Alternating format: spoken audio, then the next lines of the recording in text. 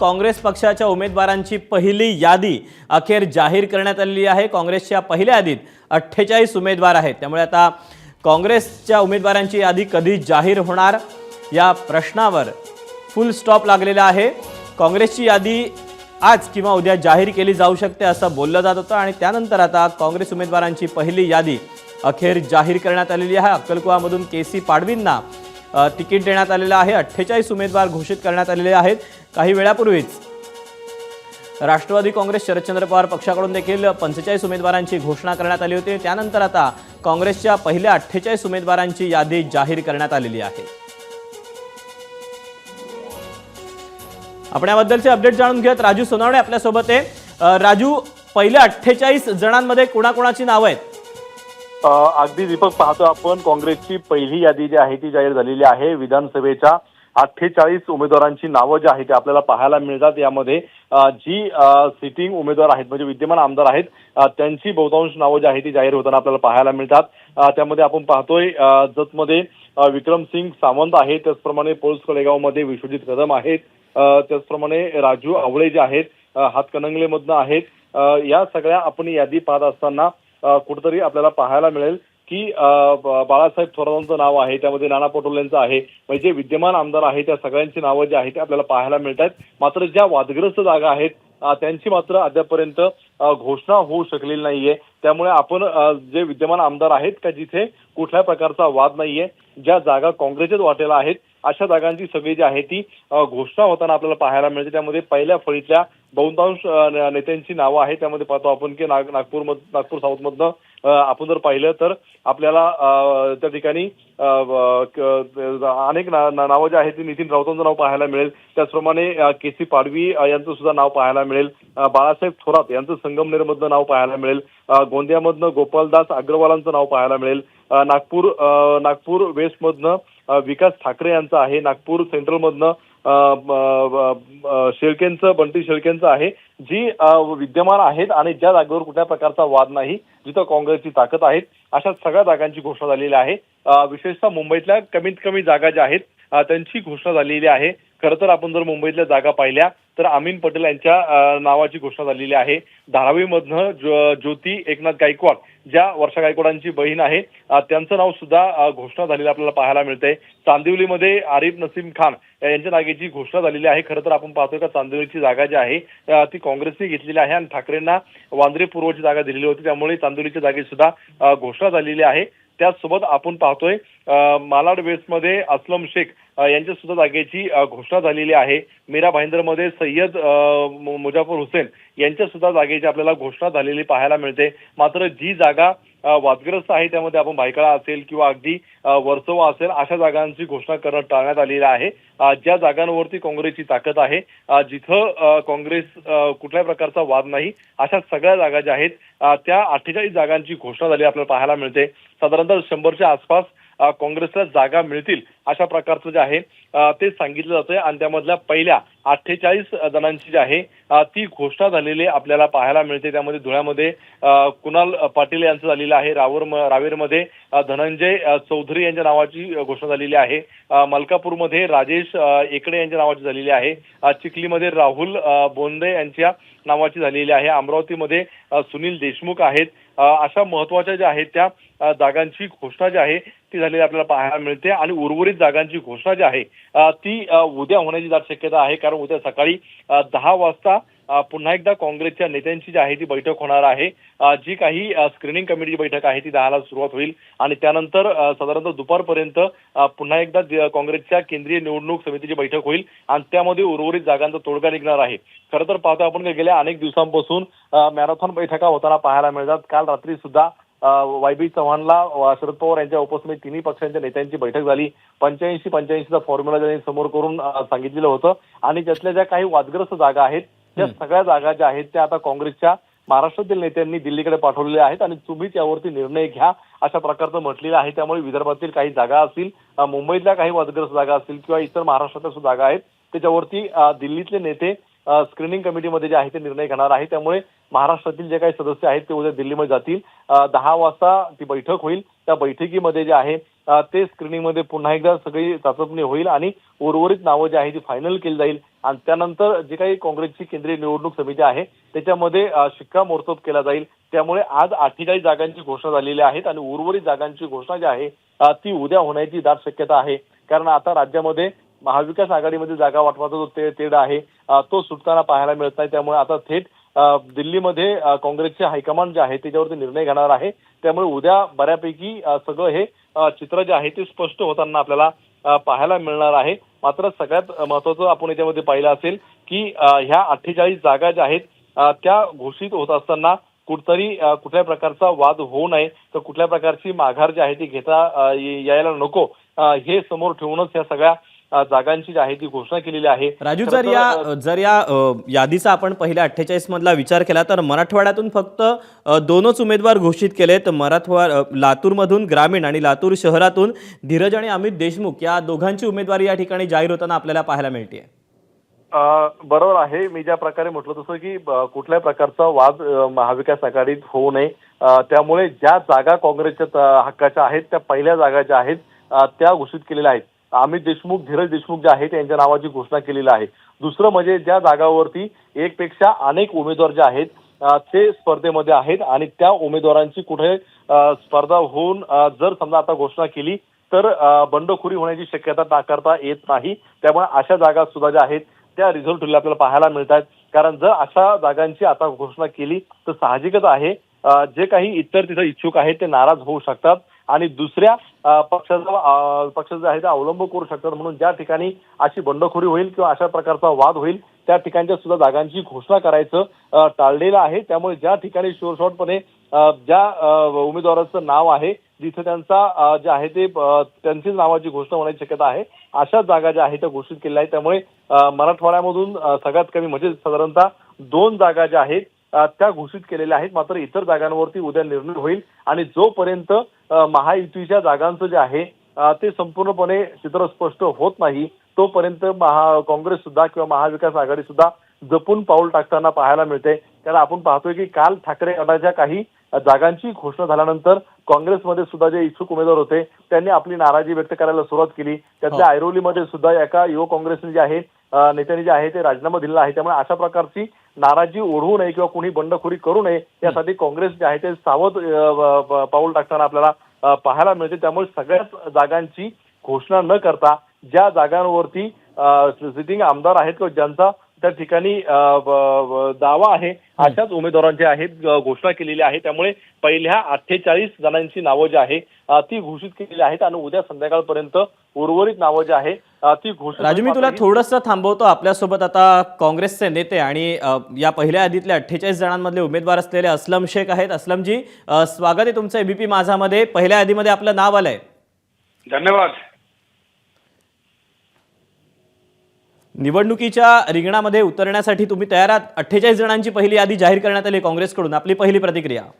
हो, 100% आम्ही सगळे तयार आहेत. महाविकास आघाडी तयार आहे आणि मी तर ऑलरेडी ते नेगोशिएशन कमिटीमध्ये आहे मुंबईचे. तर मला वाटतं की 100% महाविकास आघाडीची सरकार येत्या काळात आपल्याला दिसेल. पण असलमजी, जर विचार करायचा झाला तर सगळ्यात उशिरा काँग्रेसची यादी जाहीर करण्यात आलेली आहे. राष्ट्रवादी काँग्रेस शरदचंद्र पवार पक्षाची असेल, अजित पवारांची असेल, उद्धव ठाकरेंची असेल, त्यासोबतच भाजपनं देखील 99 जणांची यादी जाहीर केली होती. काँग्रेसची 48 उमेदवारांची ही पहिली यादी घोषित करायला इतका उशीर का लागला?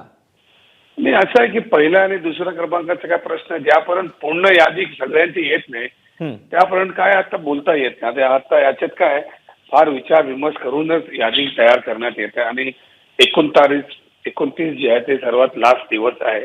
तर मला वाटतं अजून भरपूर दिवस आहेत आणि काय ठराविक सीटवरती अजूनही निर्णय व्हायचा बाकी आहे, जे मला वाटते बहुतेक आज किंवा उद्या सकाळी होऊन जाईल. पण या पहिल्या यादीचा विचार करायचा झाला तर जे विद्यमान आमदार आहेत त्यातल्या बहुतांश जणांना उमेदवारी जाहीर करण्यात आली आहे. त्यामुळे बाकीचे सीट जे आहे ते उमेदवारी जाहीर न करण्यामागे कुठेतरी बंडखोरीची भीती आहे? नाही, मला नाही वाटत की बंडखोरी. तुम्ही आता बघा, आमची लिस्ट आज आलेली आहे तर उद्या दुपारीपर्यंत तुम्हाला प्रतिक्रिया लोक समजेल.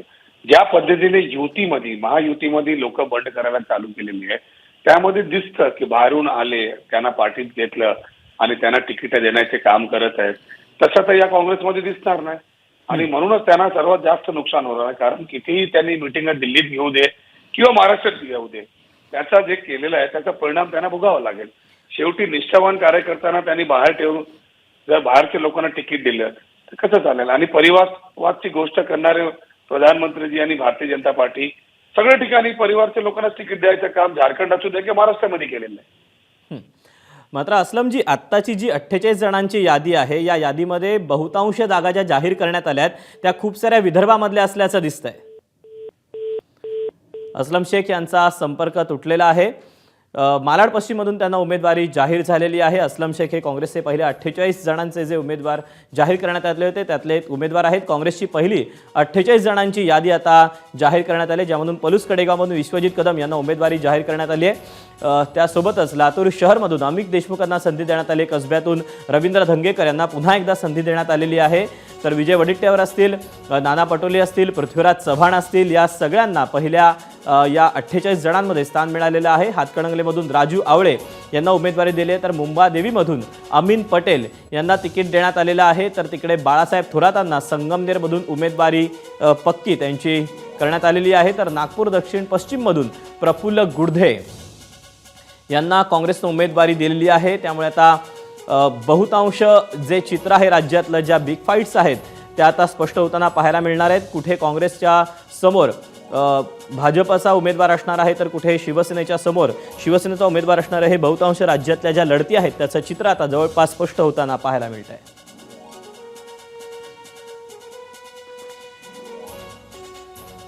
नांदेडच्या उमेदवार असलेल्या मिनल खदगावकर आपल्यासोबत आहेत. मिनलताई, स्वागत आहे एबीपी माझामध्ये. आणि उमेदवारी आपल्याला जाहीर झालेली आहे, काय आपली पहिली प्रतिक्रिया आहे? मी महाविकास आघाडीच्या सर्व नेत्यांची खूप खूप आभारी आहे. त्यांनी मोठा विश्वास माझ्यावर दाखवलेला आहे आणि नायगाव विधानसभेची पूर्ण जनता यांचा कौल महाविकास आघाडीला आहे. हा विश्वास आमच्या मनामध्ये आहे आणि निश्चित विजय आम्ही खेचणार. कुठले मुद्दे घेऊन या निवडणुकीला सामोरं जाणार आहात? शेतकऱ्यांचे प्रश्न, सिंचनाच्या विषयीचे प्रश्न आणि बेरोजगारांचे प्रश्न, महिलांचा एकंदर सक्षमीकरणाचा जो विषय आहे, या सगळ्या प्रश्नांना घेऊन आम्ही जनतेसोबत कनेक्ट होतोय. मिनलताई, या सगळ्यामध्ये आता काँग्रेसची जी 48 जणांची यादी आहे ही सगळ्यात उशिरा जाहीर झाल्याचं पाहायला मिळतंय. काय नेमकं कारण असावं असं आपल्याला वाटतंय? हे वरच्या पातळीचे पॉलिसी लेवलचे विषय आहेत. मी काय त्यावर कॉमेंट करू शकणार नाही, परंतु आमच्यावर विश्वास पक्ष दाखवेल हे आम्हाला निश्चितपणे माहिती होतं. मिनलताई, धन्यवाद आपल्या सगळ्या सविस्तर प्रतिक्रियेबद्दल.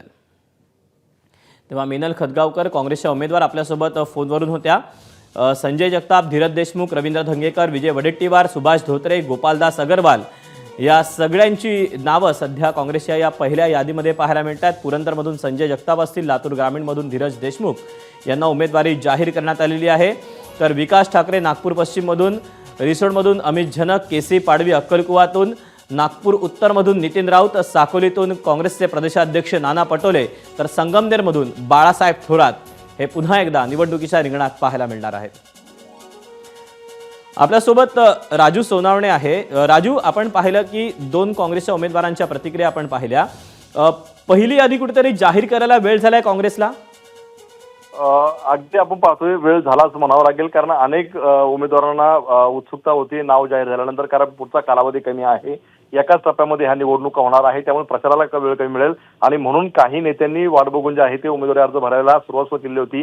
आज आपण पाहतोय की यशोमती ठाकूर यांनी सुद्धा नाव जाहीर होण्याच्या आधी जे आहे तो उमेदवारी अर्ज दाखल केलेला आहे. त्यामुळे कुठेतरी ह्या सगळ्या वादावरती जे आहे त्यामुळे यादी यायला उशीर झाला. मात्र कुठेतरी असंही त्यांचं म्हणणं होतं की मागच्या वेळी ठाकरे गटाने आधी यादी जाहीर केली, त्यामुळे नामुष्की झालेली होती. त्यामुळे जोपर्यंत पूर्णपणे याचा तोडगा निघत नाही तोपर्यंत यादी जाहीर करू नये, अशा प्रकारचं काही नेत्यांचं म्हणणं होतं. आणखी याच्यात जर आपण पाहिलं तर ज्या जागांवरती विदर्भामध्ये मोठा वाद होता, म्हणजे विशेषतः ठाकरे गट आणि काँग्रेसचा वाद होता, अशा जागा ज्या आहेत ते डिक्लेअर करायचं चाललेलं आहे. त्यामध्ये आपण पाहिलं तर रामटेक, कामठी, दक्षिण नागपूर, वरोरा, आरमोरी, भंडारा, बुलढाणा, सिंदखेड राजा, आर्णी, वर्धा, यवतमाळ, दिग्रस अशा ह्या 12 जागा ज्या आहेत त्या ठाकरे गटाने त्याची मागणी केलेली होती आणि या जागांसाठी जे आहे ते काँग्रेस सुद्धा आग्रही होती. या जागा ज्या आहेत त्या कुठेतरी बाजूला बऱ्याचशा ठेवल्या आपल्याला पाहायला मिळतंय आणि त्या सोडून ज्या आहेत त्या विदर्भातल्या जागांवरती घोषणा केलेली आहे. त्यामुळे कुठेतरी काँग्रेसच्या नेत्यांनी सावध भूमिका घेतलेली आहे. राजू, तू राहाच आपल्यासोबत यशोमती ठाकूर सध्या फोनवरून आहेत. यशोमतीताई, स्वागत आहे एबीपी माझामध्ये. उमेदवारी जाहीर झालेली आहे, 48 जणांची यादी जाहीर झाली आहे, त्यामध्ये तुमचं देखील नाव आहे. तुमचं अभिनंदन आणि स्वागत. आपली पहिली प्रतिक्रिया. खूप खूप आभारी दादा. मला आनंद आहे की माझ्या पक्षाने माझ्यावर परत विश्वास ठेवलेला आहे. ही इलेक्शन आणि इलेक्शनमध्ये उभं राहणं आणि निवडून येणं ही एक खूप मोठी.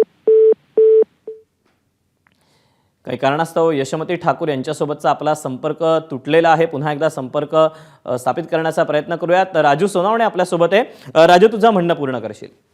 हा, तर ज्या प्रकारे आपण पाहतोय की ह्या जागा वाटपामध्ये अनेक जागांवरती वाद होता. विशेषतः जिथं काँग्रेसची ताकद आहे त्या जागेवरती ठाकरे गटांचा दावा केलेला होता आणि त्यातूनच आपण पाहतोय की संजय राऊत यांची प्रतिक्रिया आली होती की विदर्भ हे कोणाचं संस्थान नाही, तर विदर्भ सुद्धा महाराष्ट्रामध्ये आहे. त्यामुळे कुठेतरी नाना पटोले यांची जी काही भूमिका होती का विदर्भात सगळ्यात जास्त जागा आम्हाला मिळाव्यात, त्याच्यावरती हा वाद मोठा रंगलेला होता. त्यामध्ये अनेक नाराजी नाट्य सुद्धा समोर आलेली होती. नंतर बाळासाहेब थोरात यांनी शरद पवारांची भेट घेतली, उद्धव ठाकरेंची भेट घेतली आणि कुठेतरी वातावरण निवडण्याचा प्रयत्न केला होता. ज्या जागांवरती ठाकरे गटाने मागणी केली होती त्या जागांची घोषणा करण्याचं जे आहे ते काँग्रेसच्या नेत्यांनी टाळलेलं आपल्याला पाहायला मिळते. कारण कुठल्या प्रकारचा जो आहे तो नव्याने वाद उभा राहू नये, महाविकास आघाडीमध्ये संपूर्णपणे याची जी आहे ती एकमत झाल्यानंतर घोषणा करावा, अशा प्रकारची जी आहे ती भूमिका घेतली होती. म्हणून आपण जर पाहिलं तर विदर्भामध्ये ज्या जागा आहेत त्यामध्ये एकूण 62 पैकी 46 जागांवरती काँग्रेसने दावा केला होता. 8 जागा राष्ट्रवादी.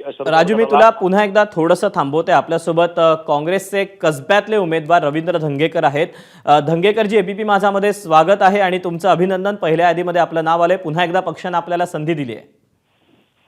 मी पहिल्यांदा काँग्रेस पक्षाच्या सर्व पदाधिकारी नेत्यांचं मनापासून आभार मानतो.